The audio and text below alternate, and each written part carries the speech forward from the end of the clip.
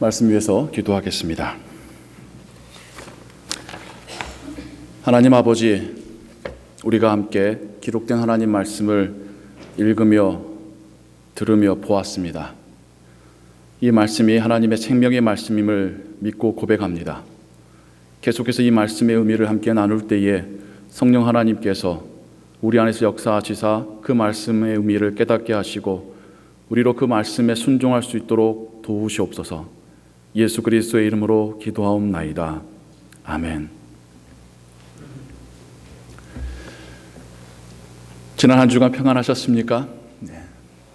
바람이 세게 부는 이 아침이지만 또 하나님을 사모하는 마음으로 예배의 자리로 오시고 또 예배에 참여하시는 모든 분들을 주님의 이름으로 환영합니다.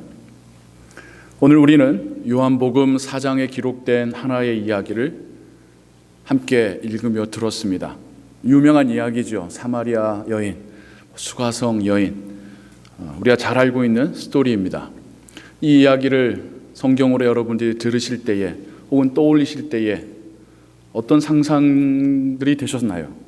우리가 흔히 알고 있는 또 우리의 선입견들이 있습니다. 예를 들자면, 그러면 그 여인은 예수님께 물을 주고 갔을까 안 주고 갔을까? 분명히 이야기 시작에는 예수님께 물 좀 달라고 하셨잖아요. 한참 대화가 진행된 다음에 여인이 자리를 뜹니다. 여인은 물을 예수님께 드리고 갔을까 안 드리고 갔을까? 그냥 저 개인적인 궁금증들이 그런 게 있어요. 그리고 또 이 여인에게 남편이 5이나 있었다라고 하는 것을 예수님께서 드러내셨잖아요. 여인도 인정했고. 그럼 우리에게 첫 번째 들은 생각은, 아니 어떻게 살았길래 남편이 5이나 있었을까? 그만큼 이쁠까? 얼마나 사람들한테 손가락질 받았을까? 이런 상상들이 우리 안에 가득합니다. 그럴 수 있어요. 그리고 마지막에 가서는 예수님께서 신령과 진정으로 예배할 때가 그런 자들을 하나님께 찾으실 거다. 무슨 말인지 이해되십니까? 예수님이 굉장히 어려운 대답을 하셨는데 이 여인은 또 알아듣고, 아, 당신이 메시아시군요 라고 고백하는 이야기까지 우리가 오늘 함께 읽었습니다. 요한복음에는 너무나도 은혜롭고 깊이 있는 이야기들이 담겨져 있는데 어렵기도 해요. 그럴 수밖에 없는 게, 다른 복음서들과 이 요한복음에 좀 구별점이 있다면, 다른 복음서들은 사도들이 한창 때에 또 교회가 또 예수님에 대해서 알고 있는 자들이, 본 자들이 상당할 때에 그 기록입니다. 하지만 요한복음은 심지어 요한 사도가 90세가 넘겨 살던 그가 그의 인생 말림에 적었었던 복음서이기 때문에 그 기록에 있어서 앞에 3개의 복음서하고는 상당히 좀 다를 수가 있어요. 그럼 한번 생각해 보십시오. 90이 넘은 노 사도가 하나님 주신 그 성령의 감동하심으로, 감명하심으로 하나님의 메시지를 기록할 때에 뭘 기록했겠습니까? 하나님께서 지금 그 초대교회들을 향하여서, 성도들을 향하여서 주고 싶어 하시는 그 메시지, 앞에 3개의 복음서에서 했던 이야기를 반복하기보다는 그것과는 조금 다르게 하나님께서 그 초대교회를 향하여 주고 싶으셨던 그 메시지로 성령은 기록하게 하셨겠죠. 그러다 보니까 요한복음에 이 대화체의 이야기들이 상당히 많이 나오는데, 이 대화체가 우리식으로 말하자면 좀 중간중간 링크가 빠져있는 대화들이 많아요. 그러니까 건너뛰는 거죠. 주제나 대화의 내용들이. 그러다 보니까 이것을 그냥 full conversation으로 이해하고 보신다면 도대체 무슨 말을 지금 오고 가고 있는 건지 이해하기가 힘들어집니다. 애초에 사도 요한은 전체 대화의 내용을 다 기록할 의도로 적지도 않았고, 하나님도 지금 그게 중요한 게 아니라 그 상황 속에서 가장 주된 주제가 무엇인지를 초대교회와 우리들이 듣기를 원하신다는 겁니다. 그래서 요한복음을 읽으실 때에는 조금 상상력을 발휘하시면서 대화와 대화 사이에 우리가 조금 더 살을 집어넣어야 될 필요가 있어요. 그래야지 이야기가 좀 매끄러워질 겁니다. 오늘 예수님과 사마리아 여인의 긴 대화입니다. 예수님의 이 단독으로 한 사람과 하는 대화가 이렇게 길게 기록된 것이 또 또 있을까 싶을 정도로 굉장히 긴 대화가 기록되어져 있습니다. 사마리아를 통과하시던 예수님, 굳이 사마리아로 통과하시던 예수님으로부터 이야기가 시작되죠. 왜 이런 표현이 나왔냐면, 여러분도 이미 충분히 아시다시피 예수님께서 주로 사역하셨던 북쪽의 갈릴리 호수와 또 예수님께서 1년의 절기를 따라서 예배하러 오셨던 예루살렘은 북과 남으로 연결이 되어 있는데 이 산길을 따라서, 산등성이를 따라서 연결이 됩니다. 그러다 보니까 이 북과 남을 오고 가는 가장 좋은 길은 왕의 대로라고 하는 이 산등성의 길입니다. 그리고 이 중간에 사마리아라고 하는 중요한 도시, 거점 도시가 있는 것이죠. 하지만 사마리아 사람들은 혈통으로나 신앙적으로나 이 남쪽 유다 지역의 사람들과는 상이하게 달랐기 때문에 서로가 서로를 같은 민족, 같은 형제, 같은 신앙인으로 보기보다는 다르다라고 보면서 서로를 배척하고 종교적인 이유 때문이라도 서로 앙숙처럼 지내던 사이였습니다. 그래서 나름 신실하고 경건하다고 여겼었던 유대인들은 심지어 이 사마리아를 지나가는 것조차도 거부했어요. 부정탄다고요. 그래서 굳이 돌아서 해변길로 이렇게 멀리 돌아서 다니던 때였습니다. 근데 예수님은 제자들을 데리고 굳이 또 사마리아를 지나가시더라는 거죠. 아마 제자들이 좀 긴장했을 것 같아요. 지나가다가 테러를 당할 수도 있으니까요. 근데 굳이 또 예수님께서 빨리 그냥 넘어가시면, 사마리아를 벗어나시면 좋을 텐데 다리 아프시다고 우물가에 쉬시는 거예요. 그게 정오, 6시라고 말하고 있는 정오의 낮 12시 즈음입니다. 뜨거운 태양 아래서 예수님께서 쉬기를 청하십니다. 배도 고프고 제자들이 먹을 것을 찾아서 이제 마을로 나아가죠. 이때 한 여인이 물동이를 쥐고 우물가로 찾아옵니다. 이 여인도 멀리서 예수님을 보고는 불편했을 거예요. 왜냐하면 예수님은 다른 곳에서의 기록을 보면 유대인으로서 랍비로서의 복장을 하고 다니셨으니까 멀리서 봐도 유대인 남성임을 충분히 알 수 있었을 테니까요.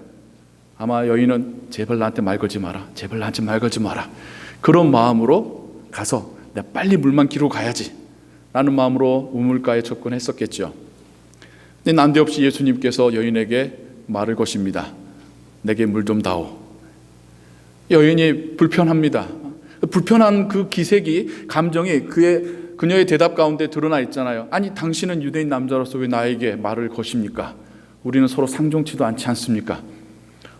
분명한 거절의 의사입니다.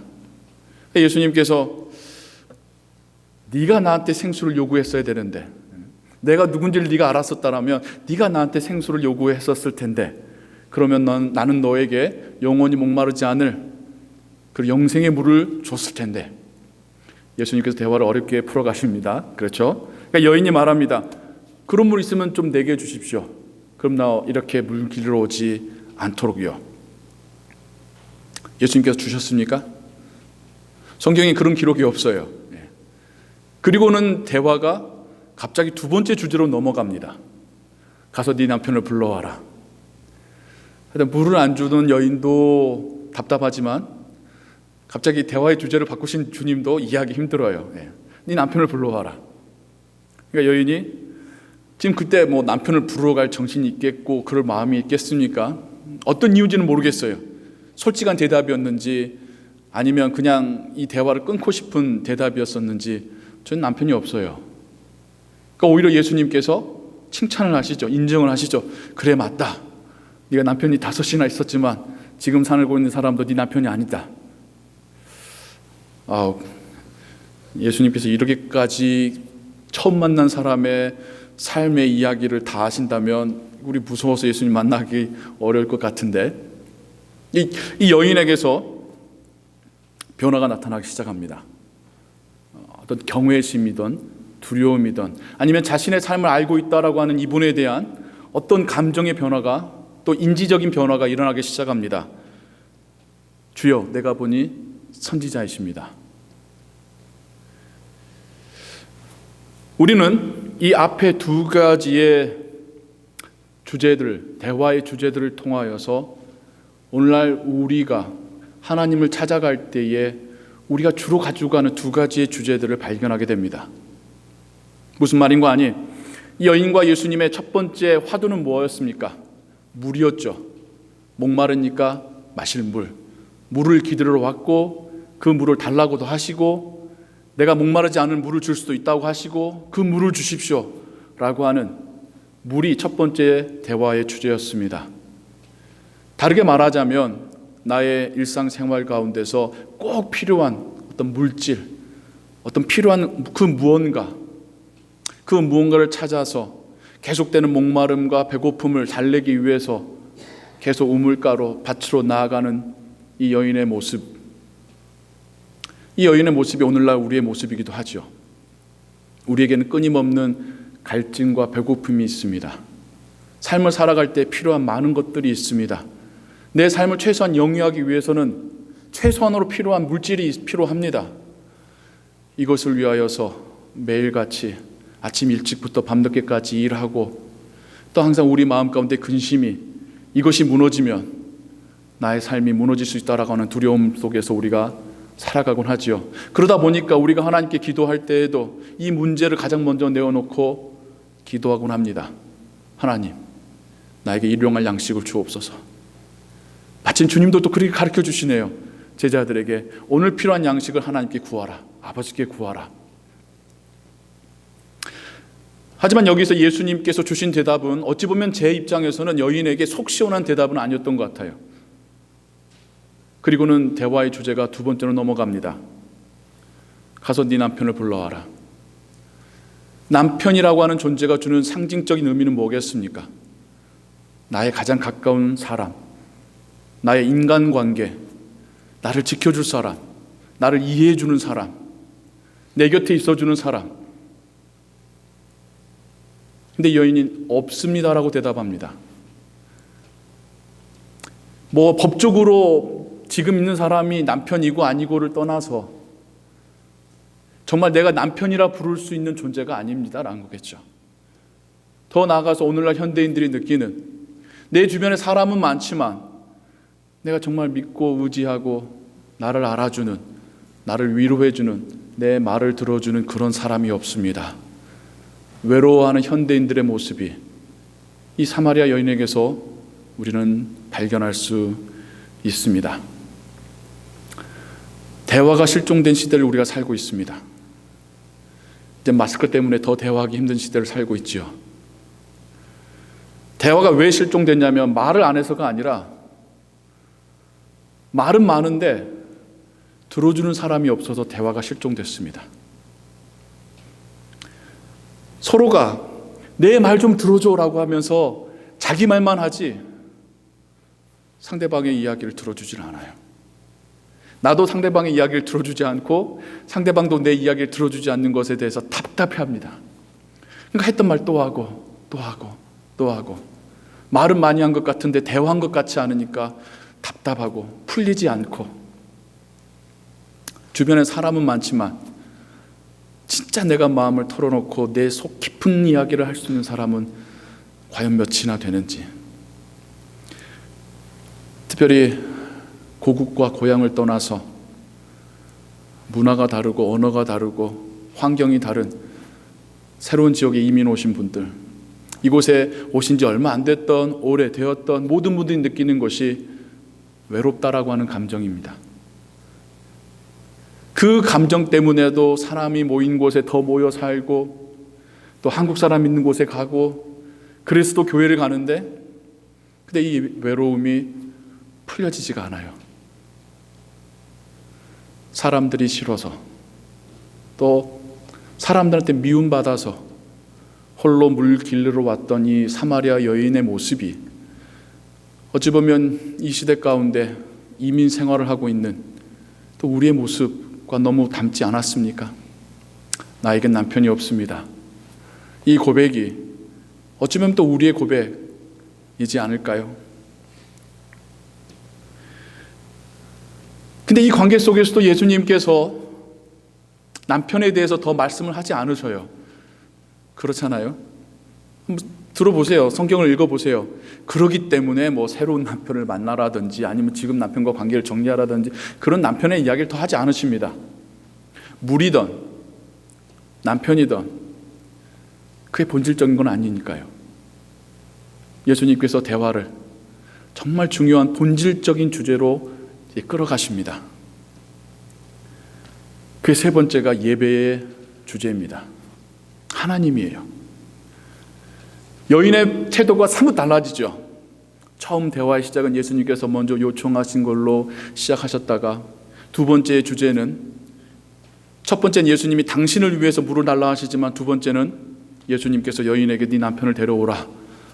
이제 세 번째 주제의 대화의 시작은 여인이 먼저 시작을 합니다. 앞에 두 개는 여자가 시작했었다면, 예수님께서 시작하셨다면 이 세 번째 주제는 여인이 먼저 시작을 해요. 어디서 예배해야 합니까? 우리의 조상들은 이곳에서 하라 하고, 당신 유대인들은 예루살렘에서 예배해야지 하나님을 만난다는데 제가 어디서 예배해야겠습니까? 그 안에 담겨져 있는 의미는 뭡니까?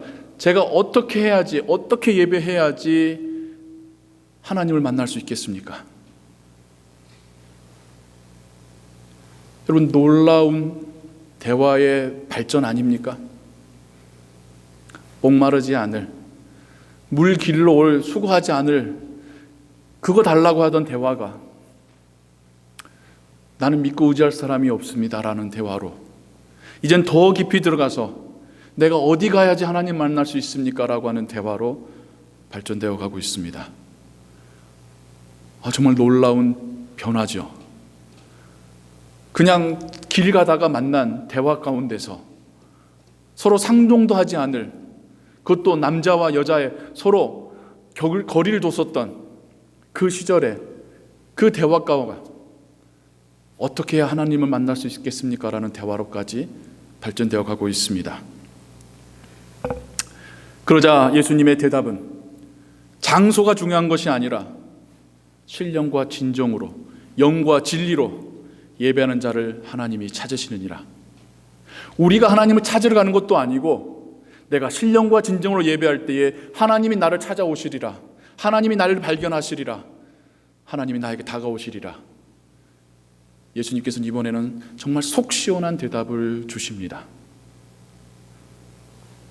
그러자 여인의 반응은 당신이 메시아 같습니다. 예수님이 거기다 확실한 대답을 해주시죠. 내가 바로 네가 말하는 그니라. 본인이 메시아이심을 분명하게 이 여인에게 밝히십니다. 다른 복음서를 보면요, 예수님께서 하나님의 아들 되심과 메시아이심을 때로는 감추셨어요. 드러내지 않으셨어요. 치유받은 자가 이걸 선포하고 다니려고 할 때에 진정시키셨어요. 귀신 들렸던 자가 나았을 때에 진정시키셨어요. 근데 이때만큼은 예수님께서 확증하시며 대답해 주십니다. 내가 바로 그니라. 여인의 변화 한번 우리 상상해 볼까요? 처음 이 여인이 예수님을 만났을 때 이 여인의 표정은 어땠을 것 같습니까? 우리의 기본적인 상상력만 동원해 봐도 그를 바라며 예수님을 만났었겠죠. 근데 지금 이 세 번째 대화까지 하고 났을 때의 여인의 변화는 어땠을 것 같습니까?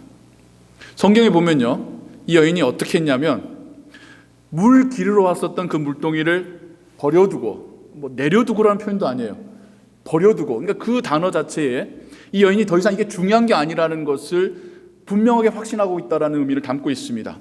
버려두고 마을로 달려가서 사람들한테 외칩니다. 내가 메시아를 만났다. 내가 어떻게 살았는지를 다 알고 있는 메시아를 만났다. 나와보라. 와보라. 예수님께서 제자들을 처음 만나셨을 때 요한복음 1장에서 제자들에게 와보라 하셨던 동일한 표현을 이제는 이 여인이 자기의 마을 사람들한테 외치고 있습니다. 이 여인은 물 때문에 여기 왔었습니다. 사람들과의 관계가 안 좋아서 대낮에 아무도 활동하지 않는 그 시간에 여기에 왔습니다.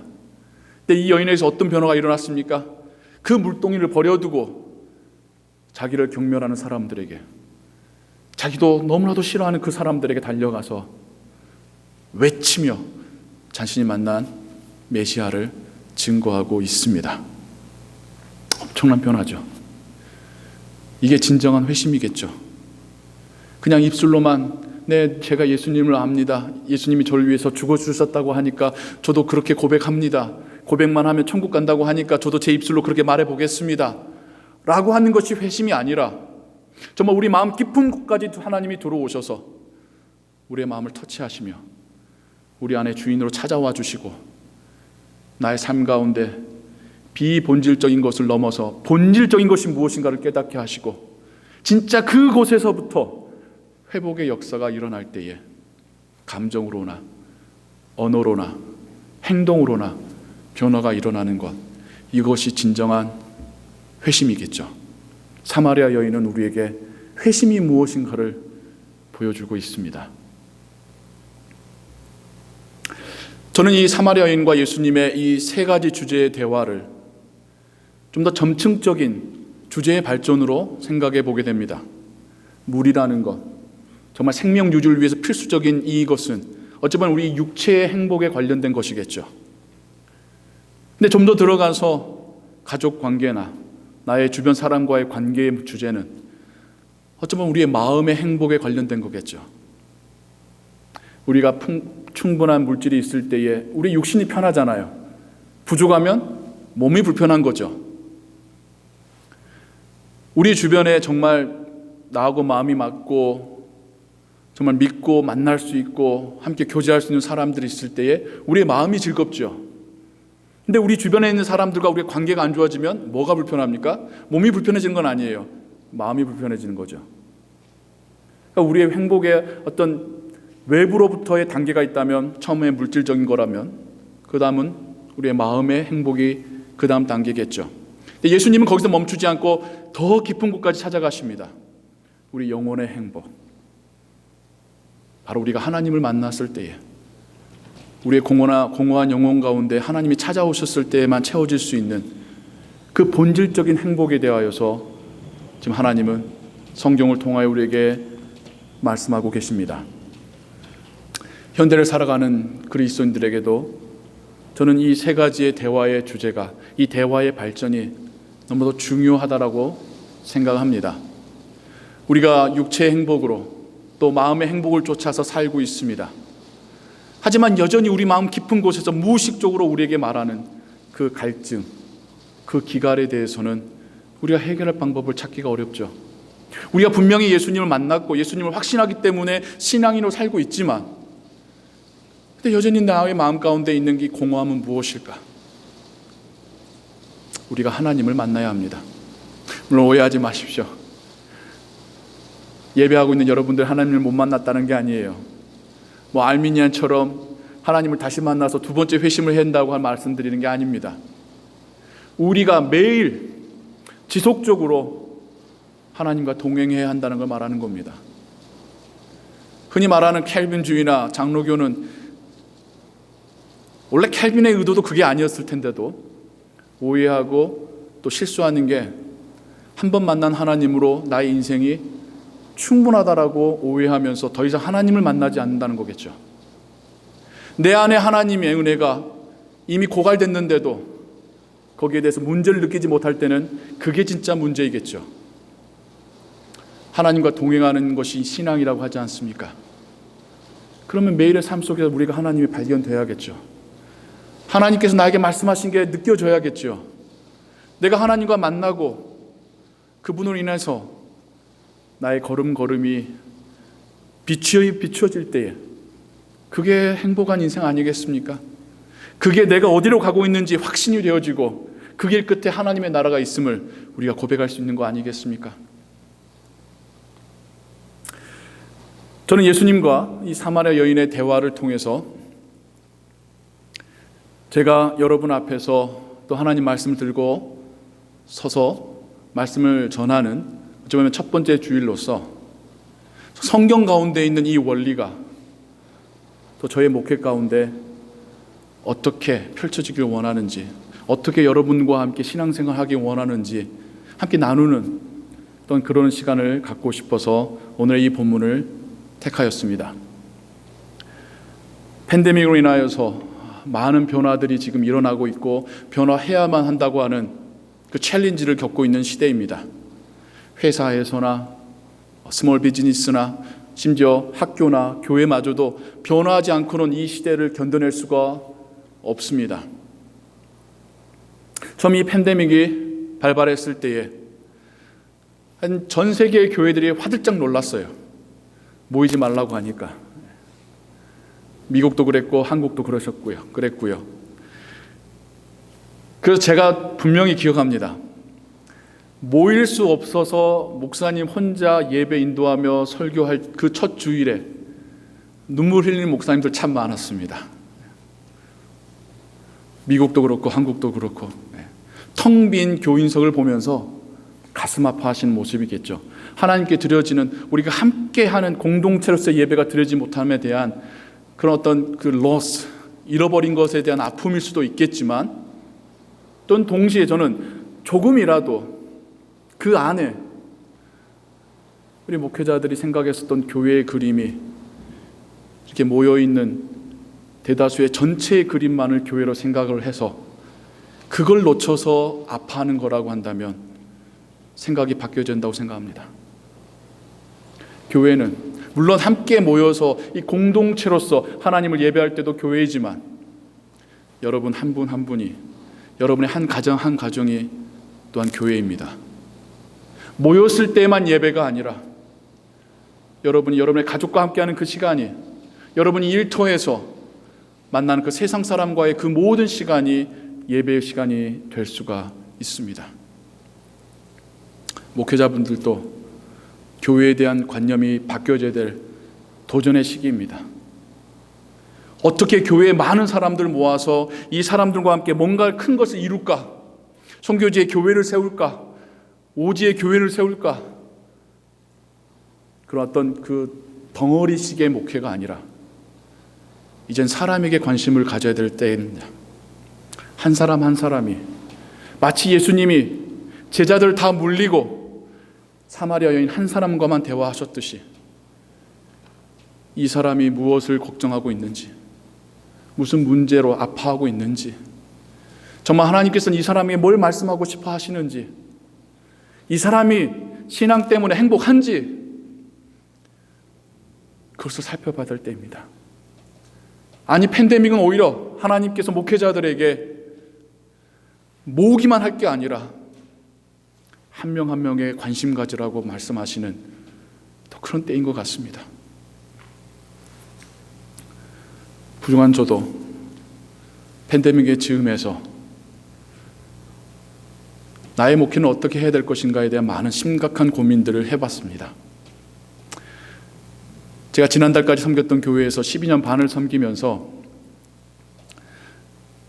물론 여러분들의 오 목사님에 비하면 3분의 1밖에 안 되는 그런 시간이지만 저도 숱하게 여러 가지 해봤습니다. 제자훈 훈련도 해보고, 커피 브레이크 해보고, 기도회 해보고, 주중 예배 해보고, 동성 기도도 해보고, 묵상 기도 해보고. 물론 그것이 다 의미 없었단 말은 아닙니다.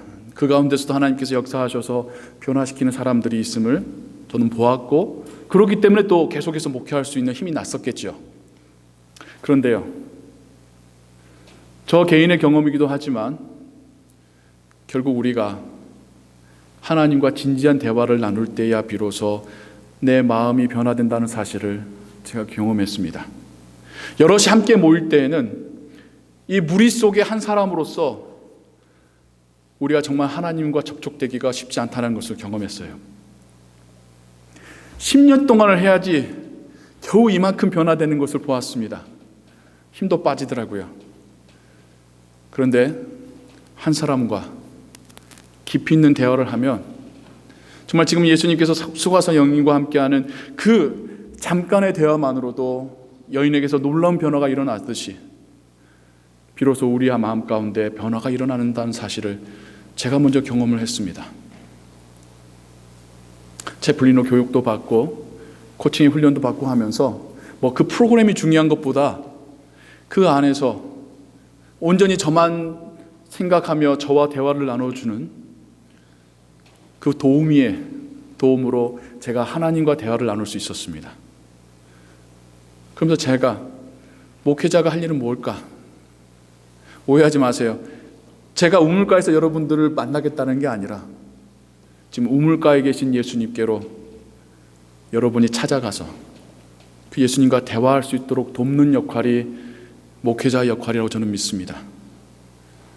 그 예수님 옆에서 여러분이 예수님과 대화 나누는 그 대화가 점점점 깊어져 가는, 여러분의 삶의 문제들을 예수님이 만져주시고 여러분의 관계의 고민들을 예수님이 들어주시고 더 들어가서 여러분이 하나님을 만날 수 있도록 예수님이 역사하시는 그 대화를 돕는 역할, 그게 목회자의 역할이라는 것을 제가 깨닫게 되었습니다. 그리고 나서 저의 개인적인 시점으로 팬데믹이 발발하더라고요. 우리에게는 불편함이고 결코 좋은 건 아닙니다. 하지만 저는 하나님께서 이것 때문에라도 저를 훈련시키셨고 제 생각을 바꿔놓으셨구나라는 거, 그렇게 깨닫게 되었습니다. 그리고 새로운 교회에서 새로운 교우들과의 사역을, 그 길을 열어주실 때에 여러분에게 찾아가서 이 중매쟁이의 역할을 하라는 것이 하나님의 인도하심이구나라는 것을 저는 깨닫고 확신하고 이곳으로 오게 되었습니다. 여러분들이 저를 많이 활용하셔야 합니다. 여러분들이 하나님을 만나시는 거예요. 오해하시면 안 돼요. 여러분들이 저를 만나시고 저 때문에 은혜 받으시는 게 아니라 여러분들이 하나님을 만나셔야 되고 하나님 때문에 변화되셔야 되고 하나님 때문에 여러분이 행복해지실 겁니다. 근데 도우라고 저를 보내셨잖아요. 제가 여러분들을 도울 수 있도록 여러분들이 저에게 옆에 자리를 내어주시고 여러분의 시간을 내어주시고 여러분이 하나님께 이야기하시듯이 우리가 대화를 시작해 갈 때에 저는 분명 하나님께서 여러분들을 만나주시고 여러분들을 발견하실 것이고 여러분의 마음 깊은 곳으로 임재하실 것을 믿습니다. 이미 임재하심으로 하나님의 임재를 경험하고 있던 우리 성도님도 더욱 분명하게 하나님이 나의 삶과 함께 계셨구나, 나를 듣고 계셨고 보고 계셨구나, 내 걸음 함께 하시는구나를 더욱 확신하실 수 있게 되실 것을 믿습니다. 성도님 여러분, 여러분과 믿음의 가족이 된 것이 저에게는 큰 기쁨이고 영광입니다. 이젠 제가 여러분에게 보냄받은 그 사역을 감당해 갈 때에 여러분들이 행복해지는 모습을 저는 보고 싶습니다. 여러분들이 행복해진 그 표정을 보는 게 목회자로서 제가 받을 보상이고 제가 하나님께 받을 칭찬입니다. 앞으로 저의 목회의 방법은 팬데믹 때문에 우리가 모일 수도 없는 이때에 물론 추후에는 함께 예배하고 기도하고 성경 공부하고 이런 많은 그룹으로 할 수 있는 것들을 준비하고 있고 또 이미 제 안에 많은 계획들이 있습니다. 하지만 그 전에 저는 여러분 한 분 한 분에게 찾아갈 계획입니다. 찾아간다는 말이 뭐 팬데믹 때를 꼭 대면해서가 아니라 어떤 분은 대면하시는 게 편하신 분이 있을 거예요. 디바이스가 불편하신 분들은 그런 분들에게는 찾아갈 것이고 직접 만나는 것이 불편하신 분들에게는 화상으로 오든 전화로든 단 한 번의 만남이 아니라 대화이기 때문에 대화를 시작한 이후에 계속해서 그 대화를 발전시켜 가면서 제가 여러분들을 만날 생각입니다. 여러분들의 이야기를 들을 생각이에요.